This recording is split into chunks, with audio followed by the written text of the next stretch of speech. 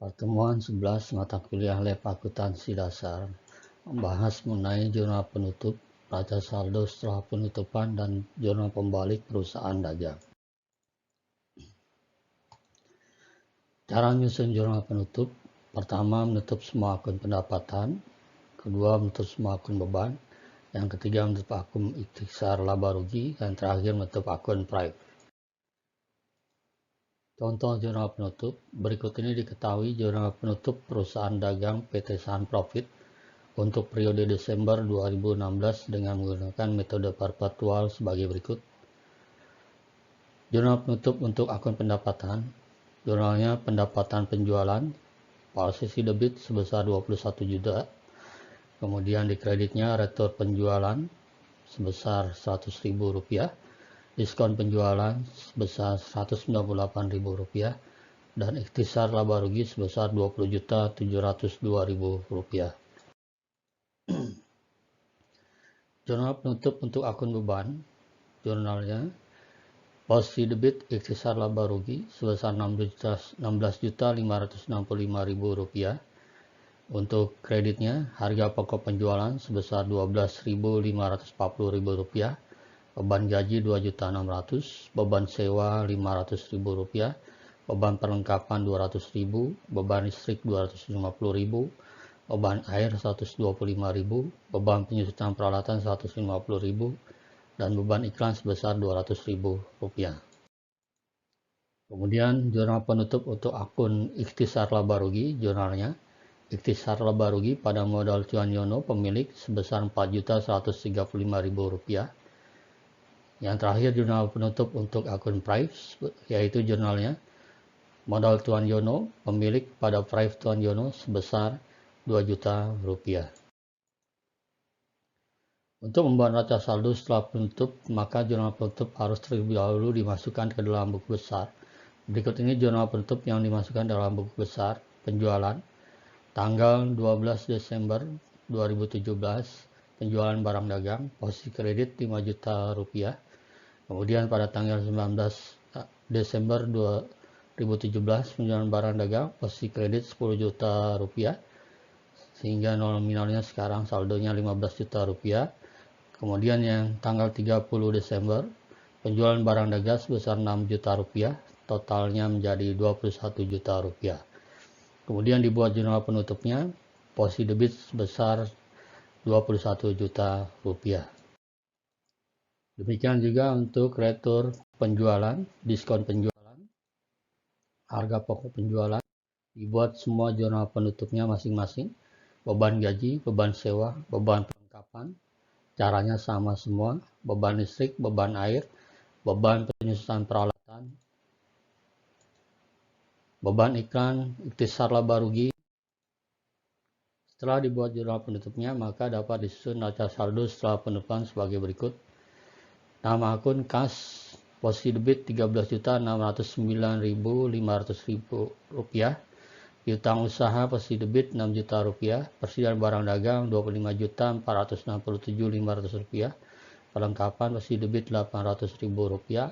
Sewa dibayar di muka posisi debit Rp5.500.000. Peralatan sebesar Rp10 juta posisi debit. Kemudian akumulasi penyusutan sebesar Rp150.000 di kredit. Utang Rp9 juta posisi kredit. Gaji yang belum dibayar Rp100.000 posisi kredit. Modal Tuan Yono pemilik sebesar Rp52.137.000. Untuk private dan sebagainya itu sudah dibuat jurnal penutup sehingga posisinya sudah 0. Sehingga totalnya untuk debitnya Rp61.387.000. Demikian juga untuk kreditnya. Contoh jurnal pembalik. Yang pertama, beban dibayar di muka yang dicatat sebagai beban. Contoh soal, pada 1 Maret 2017 dibayar beban sewa untuk 1 tahun sebesar Rp1.200.000. Pada saat terjadi transaksi dibuat jurnal sebagai berikut. Beban sewa pada kas sebesar Rp1.200.000. Pada tanggal 31 Maret 2017 dibuat AJP sebagai berikut. Sewa dibayar di muka pada beban sewa sebesar Rp1.100.000 dan pada tanggal 31 Maret 2017 dibuat juga Ayat jurnal penutup sebagai berikut. Ikhtisar laba rugi pada beban sewa sebesar Rp100.000. Adapun jurnal balik yang dibuat sebagai berikut. Beban sewa pada sewa dibayar di muka sebesar Rp1.100.000.